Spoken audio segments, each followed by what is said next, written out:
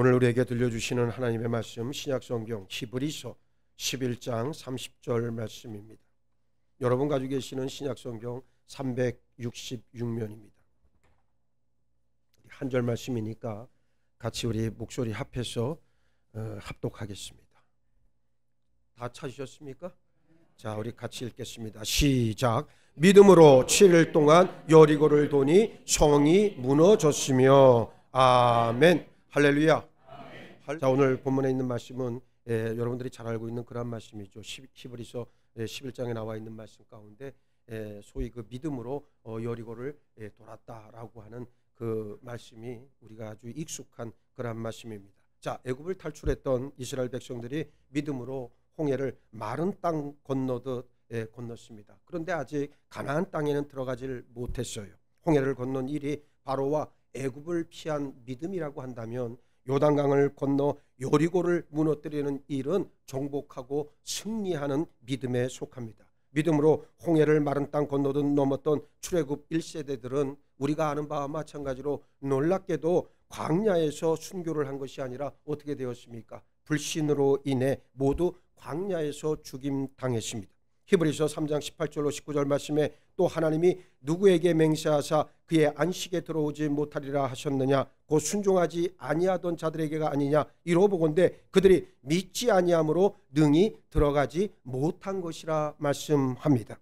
홍해를 건넌 사람들 가운데 갈렙과 여호수아를 제외한 출애굽 1세대들은 모두 광야에서 죽었고 누구도 약속의 땅으로 들어가질 못했습니다. 믿음으로 상상할 수 없는 큰 기적을 체험하고 놀라운 경험을 했다고 해서 믿음이 크고 강하게 자라는 것은 결단코 아니라고 하는 사실입니다. 표적은 믿음의 성장을 절대로 돕지 못합니다. 보세요. 출애굽 1세대들은 광야를 통해 그들 믿음이 연단되고 꾸준히 자라난 것이 아니라 오히려 파손당했습니다. 애굽의 추격과 영향권만 벗어나면 다 되는 줄 알았지만 그게 아니었어요. 더 이상 자신들을 종으로 삼고 매질하고 일을 혹독하게 시키고 괴롭히는 애굽은 없어졌지만 육신의 종력은 더 끈질기고 지독했습니다.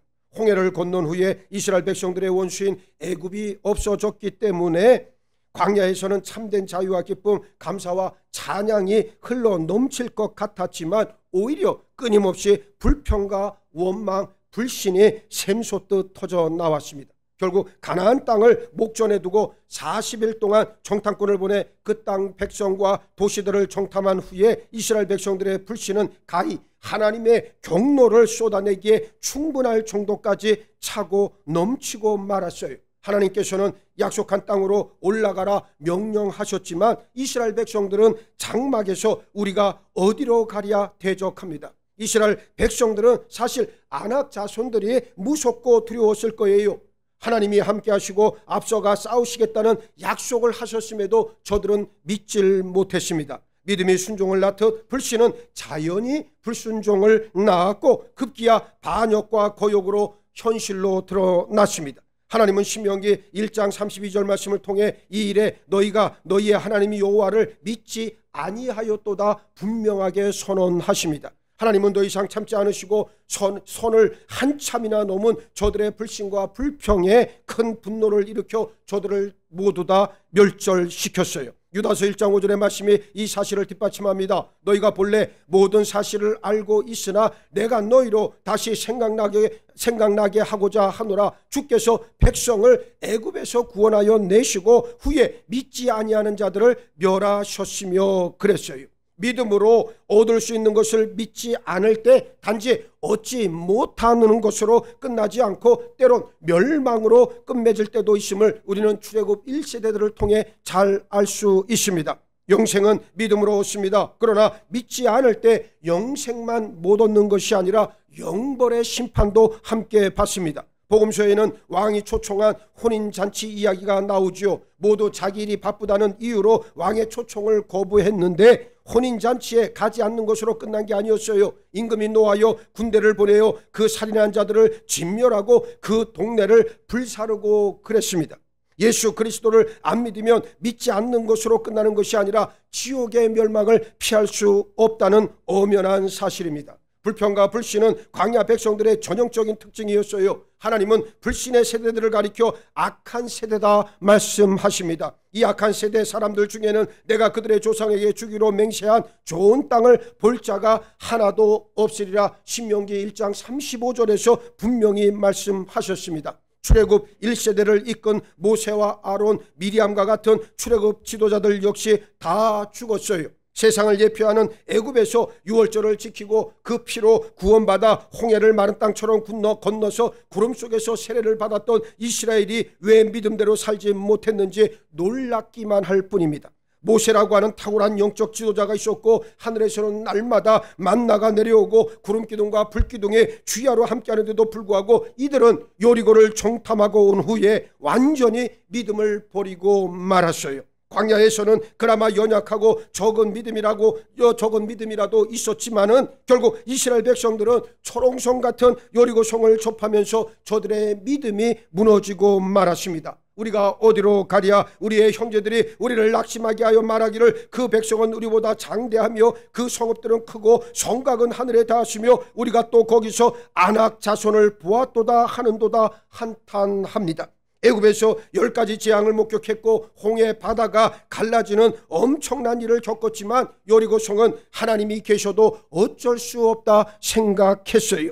믿음이 커지면 환경이나 상황은 작아집니다. 반대로 믿음이 없어지면 작은 물소리도 폭포수처럼 들리게 됩니다. 구원받은 대부분 성도들이 이 땅을 광야 백성들처럼 살아갑니다. 믿음으로 구원받았으나 믿음으로 살지를 못해요. 믿음으로 건진받았으나 믿음으로 이겨야 할 것들 앞에서 너무도 쉽게 포기해버리고 맙니다. 약속의 땅은 여리고 너머에 있습니다. 여리고를 정복해서 승리하지 못하면 절대로 얻을 수 없습니다. 하나님은 올라가서 취하라 명령하십니다. 내가 그저 주겠다 말씀하질 않으셨어요. 믿음으로 순종해 올라가면 하나님은 이미 앞서 가시고 우리를 위해 싸우시고 우리에게 승리를 주십니다. 문제는 믿음으로 순종해서 나가느냐 그렇지 않느냐의 문제지 앞에 있는 적의 수나 크기는 아무런 문제가 되질 않아요. 하나님은 우리가 믿고 순종할 때만 우리를 대신해 싸우시겠다 말씀하십니다. 이스라엘 사람들은 여리고 앞에서 두려워하고 겁을 먹고 난감해했고 낙심했지만 사실 더 겁을 먹고 있던 사람들은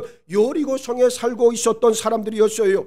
홍해를 건넜다는 소식이 이미 저들 모두에게 전해졌기 때문입니다. 두려움과 무서움으로 간담이 녹아내린 가나안 주민들 앞에서 도리어 두려워하는 이스라엘 백성들이 정말로 아이러니하기까지 합니다. 믿음은 담대함과 용기를 주지만 불신은 두려움과 절망을 우리에게 줍니다. 영적 전쟁을 두려워하지 마시길 바랍니다. 세상과 맞서 육신의 정욕, 안목의 정욕, 이 생의 자랑을 무너뜨리는데 두려워하지 마시길 바랍니다. 하나님께서 출애굽 2세대들이 요단강을 건너 약속의 땅으로 나아갈 때 처음 전쟁에서 주신 승리는 모든 성도들이 이 땅을 믿음으로 살면서 어떻게 승리할 수 있는지를 잘 알려주고 있습니다. 성경에 기록된 무수한 역사적 사건은 모든 영적 사건의 예표가 된다는 사실을 유념해야 됩니다. 오늘 보면 우리 한번 다 같이 다시 한번 읽도록 하겠습니다. 시작. 믿음으로 7일 동안 여리고를 도니 성이 무너졌으며 할렐루야 할렐루야. 뭐라고 이야기하고 있습니까? 여러분, 성을 하나 공격하는 일 많은 희생과 피해가 따르기 마련 아니겠습니까? 특히 요새화된 성을 공격할 때는 예측할 수 없는 치열한 공성전이 벌어질 수밖에 없어요. 그런데 하나님은 이 성을 공격하는데 사람들이 일반적으로 생각하는 전쟁 방식과는 전혀 다른 전술을 알려주고 계십니다. 이래 동안 여리고 성벽 주위를 도는 일이 전부였다는 말입니다. 여호수아 6장 3절로 5절 말씀을 보면 너희 모든 군사는 그 성을 둘러 성 주위를 매일 한 번씩 돌되 엿새 동안을 그리하라. 제사장 7은 7 양각 나팔을 잡고 언약궤 앞에서 나아갈 것이요 7째 날에는 그 성을 7번 돌며 그 제사장들은 나팔을 불 것이며 제사장들이 양각 나팔을 길게 불어 그 나팔 소리가 너희에게 들릴 때에는 백성은 다 큰 소리로 외쳐 부를 것이라. 그리하면 그 성벽이 무너져 내리니 백성은 각기 앞으로 올라갈지니라 그랬습니다. 이게 전부예요. 이게 하나님의 전술이었다는 말씀입니다. 만약 광야에서 불신과 불순종으로 죽은 출애굽 1세대들이 경고했던 여리고 성이 이렇게 쉽게 무너진다는 사실을 알았다면 저들은 한 명도 두려워하지 않았을 거예요. 믿음으로 산다는 것은 사전에 어떤 과정과 방법을 알아 행하는 것이 아닙니다. 하나님은 불신을 안고 살아가는 세대들에게 설명이나 설득을 통해서 이해를 구하지 않으십니다. 사람들은 이해가 되고 설득되고 승산이 있고 가능성이 있어야 비로소 움직이지요. 그러나 하나님은 그런 것으로 행하지 않으시고 오직 믿음으로 행하라 말씀하십니다. 사람들은 미래를 예측하고 알려고 하지만 하나님께서는 여리고성이 무너지는 과정과 방법을 미리 보여주거나 알려주지 않고 다만 내가 너희와 함께하리라, 내가 너희를 위해 대신 싸워주리라, 이것만을 말씀해 주십니다. 이것으로 충분하다면 그것이 바로 무엇입니까? 믿음이라고 하는 사실입니다. 그런데 믿음이 없을 때 여리고는 난공불락의 거대한 성곽이 되고 말아요. 여러분 앞을 가로막는 홍해가 있습니까? 아니면 여리고성이 있습니까? 반드시 건너야 하고 반드시 넘어야 하지만 나에게는 어떠한 힘도 능력도 지혜도 없습니다. 사람이 언제 절망합니까? 자신이 할 수 있는 일이 없고 동원할 수 있는 수단도 없고 그렇다고 해서 어디선가 누군가로부터의 도움의 손길을 전혀 찾을 수 없게 되었을 때 바로 그 지점에서 인간은 절망할 수밖에 없습니다. 끝이다 절망하는 순간, 바로 그 순간이 사실 무엇입니까? 믿음의 출발점이 됩니다. 사람의 끝은 하나님의 시작인 것을 반드시 기억하시길 바랍니다. 우리 한번 따라해 봅시다. 사람의 끝이 하나님의 시작이다. 사람의 끝이 하나님의 시작이다. 바로 여러분들에게 그와 같은 놀라운 역사가 일어나길 주의 이름으로 축복합니다.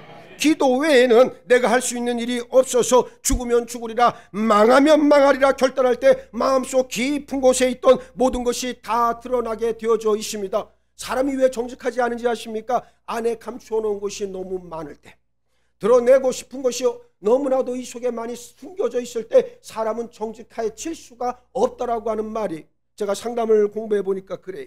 많은 사람들의 마음의 병, 심리적인 병적 증상을 가지고 있는 사람들의 대부분의 특징이 뭔지 아십니까? 마음속에 있는 것을 절대로 안 꺼내놔. 그거 꺼내기 위해서 엄청난 시간이 필요해요. 그러니까 삶 자체가 정직하지 않고 진실하지 않다라고 하는 것은 내 속에 나만이 알고 있는 꼭꼭 싸매어 놓은, 아침에 제가 한복을 입었는데 3년 만에 입었잖아요. 예? 3년 만에 입었는데 입기가 보통 까다로운 게 아니야. 앞으로 내가 안 입으려고 그래. 또 이러면 또 누가 또 실망할지 모르겠지만, 그러나 여러분 보세요. 꼭꼭 쪼매고 이거 고름 매고, 고름도 오늘 아침에 우리 안건사님이 대신 매주셨는데, 예? 제가 이걸 잘 못하니까, 예? 뭐 형편없을 거 아니에요. 그러니까 안건사님이 대신 매주고 그랬는데 복잡해. 마음은 절대로 그렇게 복잡하면 안 됩니다. 마음은 단순 명료해야 됩니다. 명징해야 돼. 숨기는 게 있어서는 안 된다라고 하는 말이. 그래야 하나님 앞에 나와 회개의 은혜를 입을 수가 있어요. 똑같은 사람이 똑같이 회개 기도를 하는데 하나님이 들으시는 회개 기도는 뭡니까? 내 가슴을 찢고 내 가슴을 열고 내 속에 있는 모든 더럽고 추하고 수치스러운 것마저 하나님 앞에 토설하는 자를 하나님은 기뻐 받으신다. 그런 자에게 십자가 보혈의 은혜가 충만히 임하는 줄 믿으시기 바랍니다. 그렇습니다. 오늘 우리는 그러한 믿음의 마음, 그러한 마음의 상태를 늘 하나님 앞에 견지하며 나아갈 수 있어야 된다는 말입니다. 하나님이 홍해 앞에서 이스라엘을 버리지 않으셨듯 여리고성 앞에서도 이스라엘을 결단코 버리지 않으십니다. 하나님은 내가 결코 너를 떠나지 아니하고 너를 버리지 아니하리라 약속해 주셨어요. 이래 동안 성을 도는 데에는 절대적으로 믿음만이 필요했습니다. 하나님은 그리하면 그 성벽이 무너져 내리리니 백성은 각기 앞으로 올라갈지니라 말씀하셨는데, 자신들이 성을 돌 때 성이 무너져 내린다는 사실을 굳게 믿었어요. 성을 도는 일은 믿는 모든 사람들이 할 일이고, 성을 무너뜨리게 하는 일은 바로 누가 하실 일입니까? 하나님께서 하실 일 아니겠습니까? 많은 사람들이 하나님이 하실 일을 마치 자신들의 기도와 믿음으로 꼭 이루겠다 시도합니다. 홍해를 가르는 일은 하나님이 하실 일이고, 잠잠히 기다리다가 홍해를 건너는 일은 성도들의 몫인 줄 분명하게 인정하고 시인하길 바랍니다. 성을 무너지게 하시는 분은 하나님이시고, 성을 도는 일은 성도들이 할 일입니다. 죄를 자백하고 회개하는 일은 우리가 할 일이요, 용서하시는 분은 하나님이시라고 하는 점이지요. 우리 염려와 모든 일들을 맡기는 것은 우리 일이고, 우리 생각을 지키시는 분은 바로 하나님이시다. 믿음으로라고 하는 말을 하나님의 일을 우리가 해야 하는 것처럼 생각한다면 아주 큰 오해라고 하는 말입니다. 하나님의 지혜, 하나님의 방법은 사람들의 지혜와 방법과는 차원이 다르고 그 예상을 뛰어넘습니다. 홍해를 가르고 요단강을 갈라버리는 일은 사람들이 생각할 수 있는 방법이 절대로 아니에요. 여리고성 또한 이래 동안 성을 돌고 마지막 날에 함께 고함을 질러 무너뜨리는 일은 사람의 지혜와는 아무런 상관이 없다는 말입니다. 하나님께서는 불순종한 요나를 아수르로 옮기실 때 고래를 들어 사용하셨고, 블레셋의 거인 골리앗을 죽이는 데는 소년 다윗의 물맷돌을 사용하셨고, 굶주린 5,000명을 먹이시는 데에는 어린 소년이 가지고 있던 빵 5개와 물고기 2마리를 사용하셨고, 광야에 있던 엘리야를 먹이시는 데에는 까마귀를 들어 사용하셨어요. 원리는 동일합니다. 무엇으로? 믿음으로.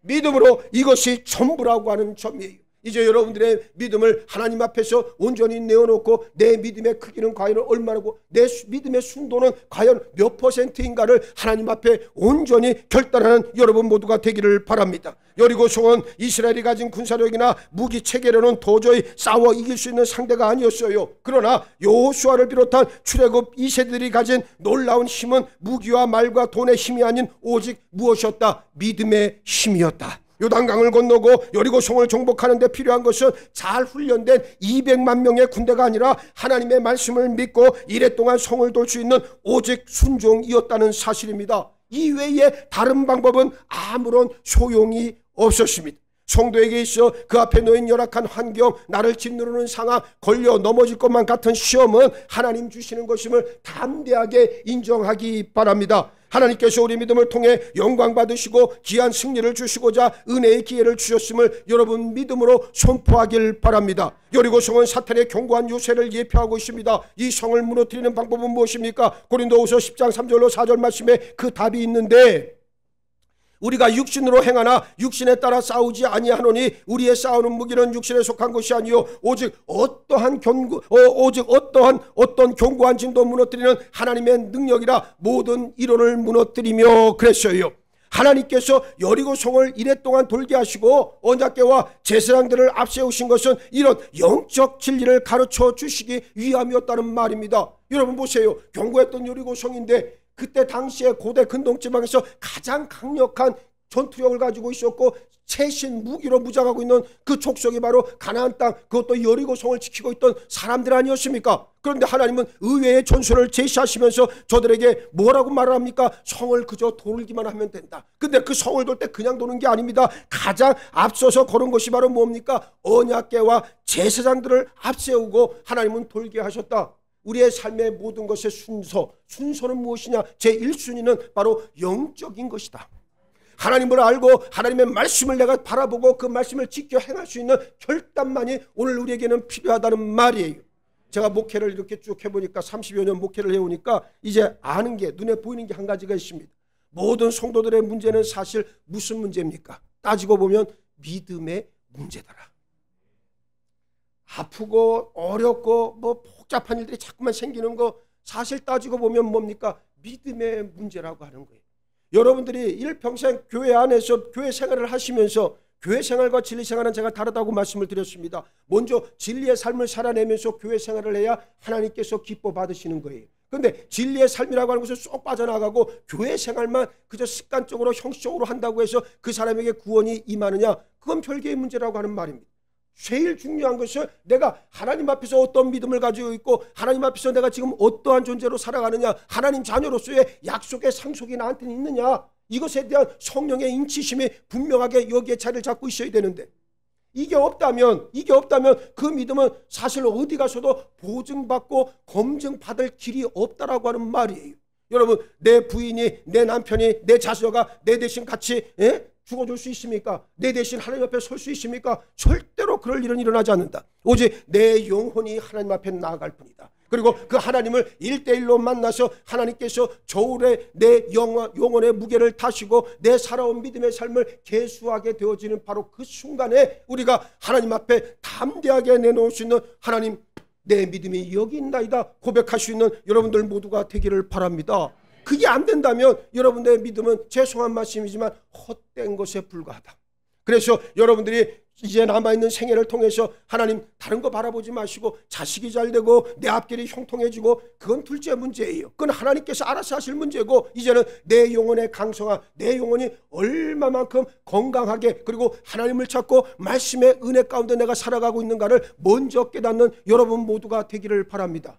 그것만이 여러분의 영혼의 풍성함을 담보할 것이고 하나님이 은혜 가운데 붙잡아 주실 것임을 분명하게 믿음으로 믿으시길 바라겠습니다. 그렇습니다. 믿음은 통로입니다. 믿음은 다른 것이 아니라 통로라고 하는 말이에요. 하나님은 얼마든지 홀로 모든 일을 다 행할 수 있지만 성도들의 믿음을 통해 일하시길 기뻐하고 성도들과 함께 일하십니다. 하나님께서 무엇이 부족해서 성도들을 붙잡고 성도들과 함께 일하시길 원하시겠어요? 그게 아니고 성도들, 당신이 택하신 하나님의 자녀들에게 하늘의 신령한 복을 주시기 위한 하나님의 위대하신 구원의 계획이란 말입니다. 그러니 그 구원의 계획에 내가 아멘으로 순복해서 오직 믿음과 순종으로 나가기만 하면 하나님은 우리를 붙잡아 주시고 우리를 들어 강력하게 사용하실 줄 믿습니다. 복음서를 보면 내 믿음이 너를 구원하였다, 너희 믿음대로 되라, 내 믿음이 너를 구원하였다, 이와 같은 말씀이 참 많아요. 예수님이 수많은 병자들을 고치시면서 저들에게 하신 말씀은 네 육신의 병이 참으로 중하구나, 너무너무 불쌍하구나, 내가 너를 고쳐주겠다, 이 말씀을 하신 게 아니고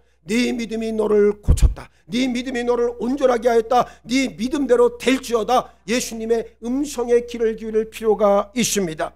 믿음은 능력이요 믿음은 풍요한 자산이 될 수 있습니다. 여리고성을 무너뜨린 사건은 영적 전쟁에서 승리하는 법을 알려주는 교과서와 같아요. 그래서 여러분들 앞에 태산과 같은 어려움이 있고 내가 해결 못할 정말 눈물뿐인 내 삶의 질곡의 장애물들이 내 앞에 놓여 있다고 할지라도 여러분들 절대로 두려워하셔는 안 됩니다. 하나님께서는 능히 그것을 이길 만한 믿음을 오늘 우리에게 주셨고 우리가 그것을 순종함으로 말미암아 드러내기를 간절히 원한다. 자, 보세요. 믿음은 내 속에 있습니다. 그런데 이 믿음이 현실적으로 어떻게 드러나느냐? 그것은 내가 순종할 때 드러난다는 말이에요. 나는 여러분들이 순종의 사람이 되기를 원합니다. 하나님 앞에 순종하시고 말씀 앞에 순복하는 여러분들이 되어질 때 여러분들은 기적과 같은 역사를 살아낼 수 있음을 인정하시길 바라겠습니다. 그렇습니다. 우리를 위해 우리를 대신해 싸우시는 분은 하나님이시오 구원의 대장 되시고 우리에게 승리를 안겨주시는 참 좋은 하나님이십니다. 고린도전서 15장 57절 우리 주 예수 그리스도로 말미암아 우리에게 승리를 주시는 하나님께 감사하노니 선포하지 않습니까? 우리에게 승리를 주시길 지금도 간절히 원하시는 하나님 앞에 날마다 감사로 나아갈 수 있는 여러분 모두가 되기를 바랍니다. 그렇습니다. 승리는 믿음의 결과요 보상이고 믿음에 따른 은혜의 선물인 줄 믿습니다. 믿음이 자라나 열매 맺기를 간구하는 여러분 모두가 되기를 바라겠어요. 제가 이제 이렇게 목회를 이제 현장에 내려와서 목회를 해보니까 정말 성도들에게 필요한 것이 무엇이냐? 오늘날 교회가 다시 회복해야 될 초대교회의 영성 가운데 제일 중요한 게 무엇이냐? 그것이 바로 열매라고 하는 말이. 여러분 사도행전을 보면 초대교회에 엄청난 능력의 역사가 나타났잖아요. 죽은 자가 일어나고 병든 자가 고침을 받고 어마어마한 역사가 일어났습니다. 그런데 오늘날 왜 교회에서는 그러한 일들이 일어나지 않을까 곰곰이 한번 생각해 보시기 바랍니다. 안 일어나는 이유는 간단합니다. 뭐 때문에 그렇습니까? 바로 이거와 연관되어져 있는데 성령의 열매라고 하는 것, 성령의 강력한 역사가 드러날 수 있는 그 준비되어진 심령 그리고 준비되어진 상황이라고 하는 것, 이것은 바로 무엇이에요? 저들의 삶 속에 믿음의 열매가 얼마나 자라고 있느냐로 판가름 난다는 말이에요.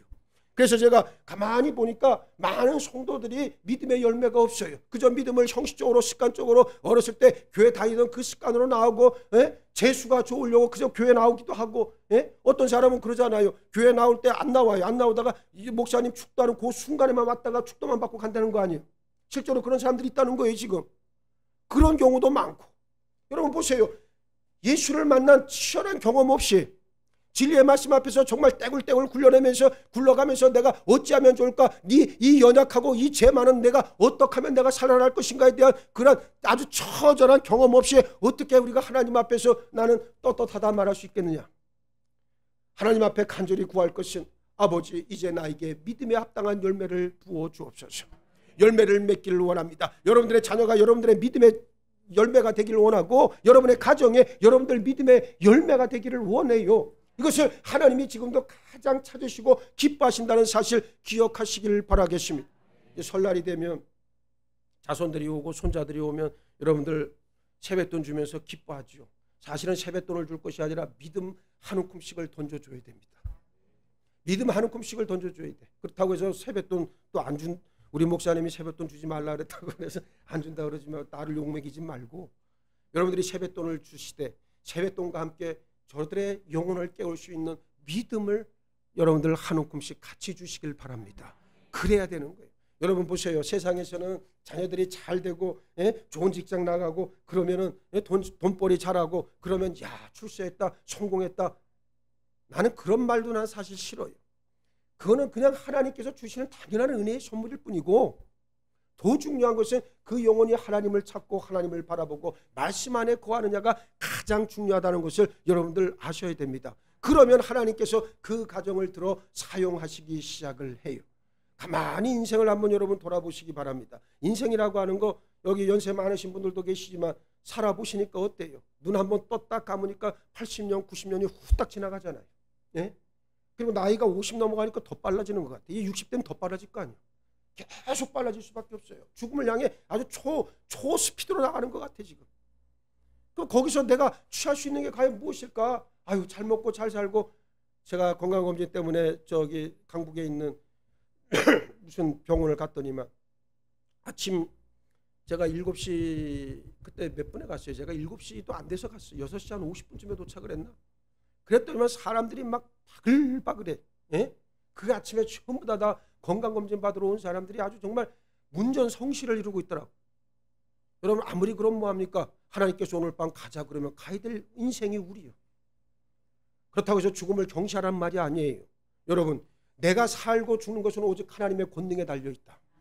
나는 살아있는 동안에 하나님을 찾고 하나님과 함께 하겠다라고 하는 그 믿음이 정말로 소중하다는 것을 잊지 마시길 바라겠습니다. 저는 여러분들에게 다른 거 원하지 않습니다. 여러분들 믿음에 합당한 열매만 맺으시길 주의 이름으로 축복합니다. 그러면 여러분들의 영혼은 살 것이요 여러분의 가정은 하나님의 복의 통로가 될 줄 믿습니다. 자, 여러분 보시길 바랍니다. 요한일서 5장 4절 말씀 우리가 잘 아는 말씀인데 한번 들어보시기 바랍니다. 무릇 하나님께로부터 난 자마다 세상을 이기느니라. 세상을 이기는 승리는 이것이니 우리의 무엇이다? 믿음이니라. 할렐루야. 세상을 이기는 믿음을 우리에게 주셨다는 거예요. 여러분은 얼마나 크고 놀라운 하나님의 은혜의 선물입니까? 예수 그리스도가 우리 안에서 일하시고 우리를 통해 드러나는 것이 곧 승리인 줄 믿습니다. 믿음은 하나님의 능력, 성품과 인격, 지혜가 드러나는 통로요 하나님의 신성이 우리 몸을 통해 드러나게 하는 수단인 것을 반드시 깨달아 아시길 바라겠습니다. 믿음으로 승리하는 우리 창동 제자들 모든 믿음의 식구들 다 되시기를 예수의 이름으로 축원합니다. 축원합니다. 축원합니다. 우리 주 예수 그리스도로 말미암아 우리에게 승리를 주신 하나님께 감사한다. 날마다 선포할 수 있는 우리 창동 제자들 교회 모든 믿음의 식구들 삼아 주옵소서. 믿음은 우리의 통로인데 하나님께서 그 믿음을 통해 당신의 능력과 그리고 엄청난 놀라운 결실을 맺게 하시는 줄 저희가 바라봅니다. 이제 오직 순종함으로 말미암아 내 믿음을 드러내는 우리 모두가 되게 하여 주옵소서. 우리 앞에 놓여있는 여리고 우리 앞에 놓여있는 홍해 우리 앞에 놓여있는 요단강을 아버지 두려워하지 말게 해 주옵시고 나와 함께 하시는 하나님 그 하나님 앞에 온전히 믿음으로 순종하며 나아갈 때 우리 앞에 있는 모든 장애물들이 격파되어지는 기적의 역사를 허락하여 주옵소서. 감사하오며 우리 주님 예수 그리스도 이름 받들어 기도하옵나이다. 아멘.